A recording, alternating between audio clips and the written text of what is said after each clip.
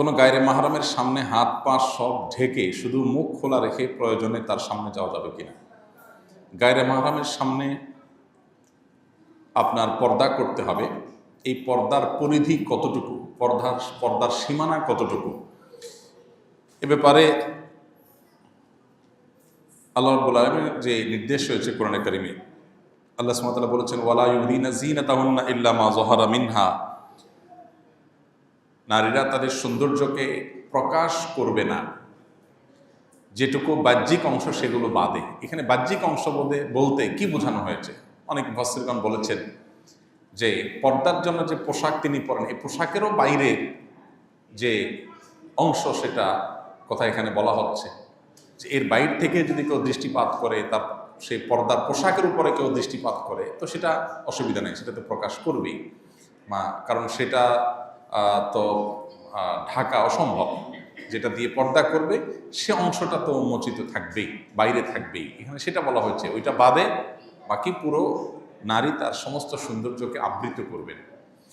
এর মধ্যে মুখমণ্ডলও শামিল আছে এই আয়াতের আলোকে।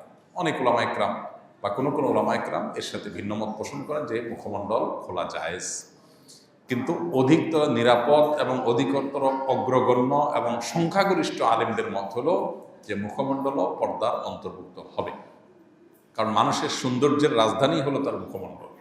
সো সেটাই যদি ওপেন থাকে তাহলে আর সৌন্দর্য ঢাকার যে নির্দেশ আল্লাহ দিয়েছেন সেটা আসলে সেভাবে প্রতিপালিত হয় না। আমাদের আয়েশা রাদিয়াল্লাহু তাআলা আনহা হজের সফরের অভিজ্ঞতা বর্ণনা করতে গিয়ে তিনি বলেছেন যে তিনি যখন হজ করেছেন নবী সাল্লাল্লাহু আলাইহি ওয়াসাল্লামের সাথে, তখন তার দৃষ্টি সীমানায় কোনো গায়রে মাহরাম পুরুষ এলে মাথার কাপড় তিনি টেনে দিতেন। এই যে মাথার কাপড় টেনে দিতেন, এখান থেকে বোঝা যায় তিনি মুখমণ্ডল ঢাকবার চেষ্টা করতেন। তো মুখমণ্ডল যদি পর্দার মধ্যে অন্তর্ভুক্ত না হতো তাহলে তিনি মাথায় থাকা কাপড় কেন টানতেন? এই আয়াত থেকে এই ঘটনা থেকে, হাদিস থেকে বোঝা যায় যে মুখমণ্ডলটা পর্দার অন্তর্ভুক্ত।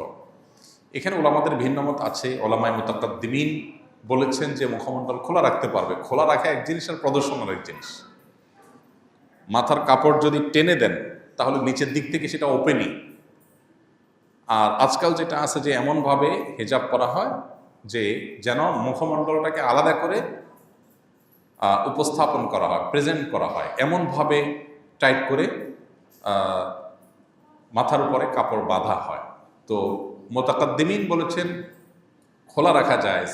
এখানে খোলা রাখা বলতে মাথার উপরে কাপড় টেনে দিলে, ঘোমটা যেটাকে বলা হয়, তার নিচের দিক থেকে খোলাই থাকে, কিন্তু আবার সেটা প্রদর্শনও হয় না। মুতাকাদ্দিমিন সেটাকে প্রদর্শন করতে বলেন নাই, খোলা রাখার অনুমোদন দিয়েছেন।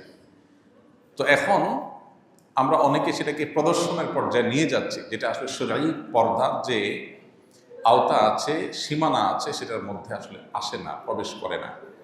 এবং সংখ্যাগরিষ্ঠ ইমামদের, আলেমদের মত, সারা বিশ্বের সংখ্যাগরিষ্ঠ আলেমদের মত যদি বলেন, বিশেষ করে মুতাখিরিন তাদের মতামত যদি বলেন এবং বর্তমান বাস্তবতা বলেন, তাহলে সব মিলিয়ে মুখমণ্ডলকে পর্দার আওতায় ধরাটাই হলো নিরাপদ। আখিরাতের বিষয়টা, জান্নাত জাহান্নামের ফায়সালা যেটার উপর নির্ভর করবে, এই ধরনের জটিল এবং গুরুত্বপূর্ণ ইস্যুতে একজন মুমিন, একজন মুমিনা তিনি এহতিয়াত বা সতর্কতামূলক বা সেফ জোনে থাকার চেষ্টা করবেন।